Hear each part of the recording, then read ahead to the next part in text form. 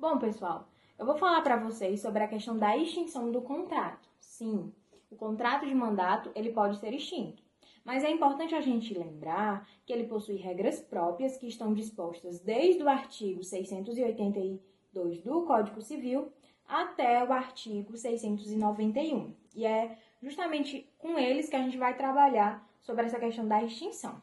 O primeiro artigo, 682, ele traz 4 incisos, com algumas situações que vão acabar por recair na extinção do contrato. O primeiro inciso, ele fala da questão da revogação por parte do mandante ou da renúncia por parte do mandatário. O segundo fala da situação de ocorrer a morte de uma das partes ou também a interdição. Importante enfatizar, galera, que esse é um contrato personalíssimo. E aí é por isso que se morrer e etc., que ele vai ser extinto.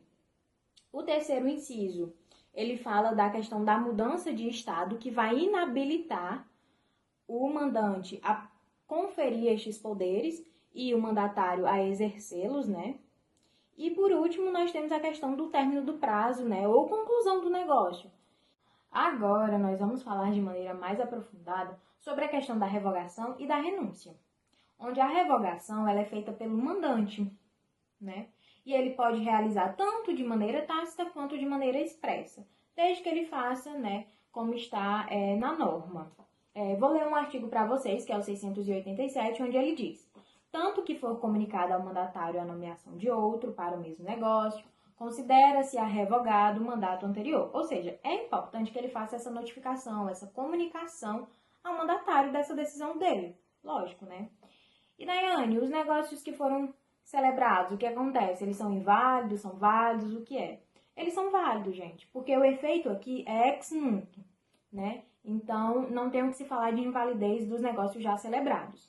Outro artigo que fala dessa questão da revogação é o 686, que diz: a revogação do mandato, notificada somente ao mandatário, não se pode opor aos terceiros que, ignorando-a, de boa fé com eles trataram, mas ficam salvos ao constituinte as ações que, no caso, lhe possam caber contra o procurador. Gente, esse tipo de resilição unilateral, ela não gera efeitos para terceiros, Justamente isso que o artigo ele vem a dizer, ele vem a tratar. Ah, Nayane, tudo bem, entendi com relação ao mandante. E com relação ao mandatário? É a renúncia. Ele pode renunciar, E ele pode fazer essa renúncia a qualquer momento, Não tem um tempo estipulado. Você tem 2 semanas, se você não renunciar, você não renuncia mais. Não tem isso, E ele tem que também comunicar ao mandante, logicamente. Vou renunciar, não quero mais, não dá mais, Enfim, renunciar. E aí, temos o artigo 688 que diz: a renúncia do mandato será comunicada ao mandante que, se for prejudicado pela inoportunidade ou pela falta de tempo, a fim de prover a substituição do procurador, será indenizado pelo mandatário. Ou seja, se ele faz essa renúncia e não o mandante ele não tem tempo, Como o artigo próprio fala, ele não consegue substituir esse mandatário e ele acaba sofrendo prejuízos, esse mandatário ele vai ter que o quê? Ele vai ter que indenizar o mandante. Ah, Nayane, mas e o caso do mandatário, Ele não poder de forma alguma continuar. O artigo vem falando, essa questão dessa exceção. Salvo se este provar que não podia continuar no mandato sem prejuízo considerável, é que não lhe era dado subestabelecer. O que acontece? Nessa exceção aqui, não se cabe indenização, Ele está provando que ele não tinha mais condições, ele não conseguia mais continuar. Ah, Nayane, ok, entendi, show de bola. E se for, tiver uma cláusula de irrenunciabilidade, o que vai acontecer? Pode ter? Pode ter, é super válido essa cláusula. Mas, Nayane, ele não vai poder renunciar de modo algum? Vai, gente, nenhuma pessoa é obrigada a continuar ali, fazendo parte desse contrato, de modo algum. Só que acontece, por ter essa cláusula em específico, ele vai ter consequências. E a consequência, desse caso, seria a indenização. Vai tratar em específico sobre o inciso 2º, que ele fala justamente, de ocorrer a morte ou interdição de uma das partes. Logo no comecinho, eu falei da questão de que esse é um tipo de contrato personalíssimo. Então, se vir a morrer, o contrato ele vem a se extinguir. Outro ponto importante para a gente falar é de que os direitos, né, dos terceiros, né, que agem de boa fé, eles serão resguardados. E aí agora eu vou ler para vocês o artigo 689 do Código Civil, que diz: são válidos, a respeito dos contratantes de boa fé, os atos com estes ajustados em nome do mandante pelo mandatário, enquanto este ignorar a morte daquele ou a extinção do mandato por qualquer outra causa. Então, é justamente aqueles atos que estavam já sendo ajustados ali, já estavam, né? Eles são válidos sim, eles vão continuar sendo válidos. Um ponto, né, jurisprudencial, um aspecto jurisprudencial muito importante a ser trago é o seguinte: eu sou uma incapaz e eu tenho um representante. Se esse meu representante ele vir a morrer, ele vir a falecer, o contrato ele não vai se extinguir. Por quê? Porque quem é o mandante é eu e não meu representante legal. Né? Então, esse é um ponto muito importante. Agora, eu vou ler para vocês dois artigos seguidos, que é o 690 e o 691, que, se vocês prestarem mais atenção, ele vai falar em específico da morte do mandatário, e não mais do mandante. O mandante está esquecido aqui nesse ponto. Vou começar.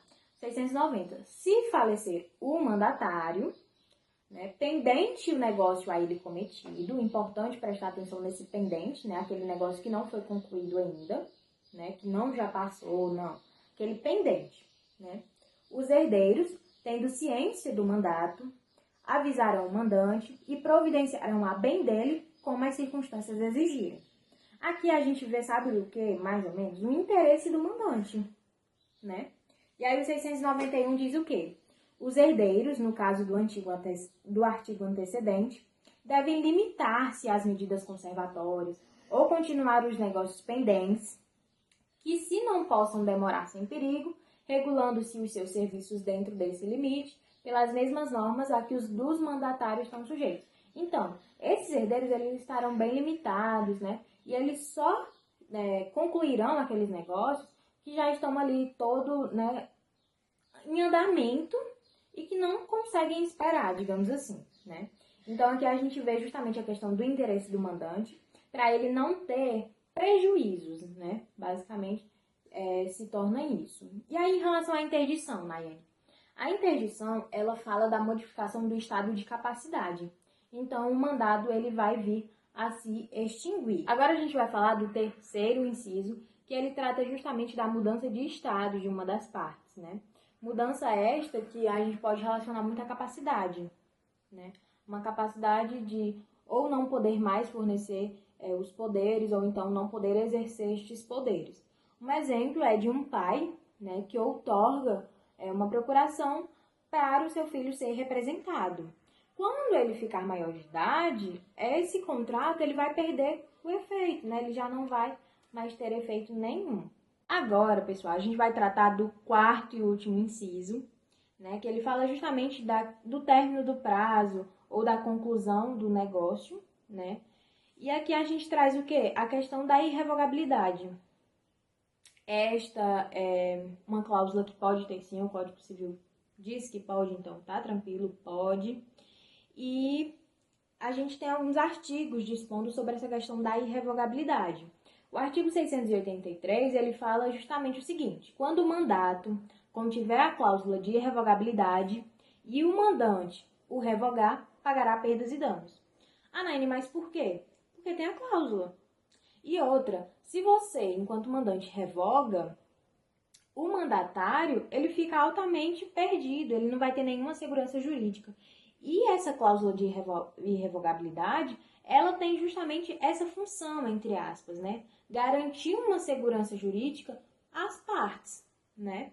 E aí, outra situação, a procuração em causa própria. O artigo 685, ele vem a dispor: conferindo o mandato com a cláusula em causa própria, a sua revogação não terá eficácia, nem se extinguirá pela morte de qualquer das partes, ficando o mandatário dispensado de prestar contas e podendo transferir para si os bens móveis ou imóveis objeto do mandado, obedecido às formalidades legais.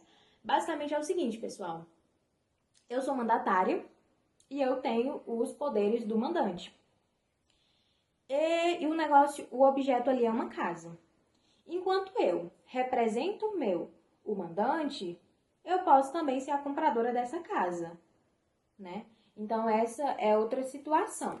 Uma terceira situação é quando a cláusula de revogabilidade ela for condição de um negócio jurídico bilateral.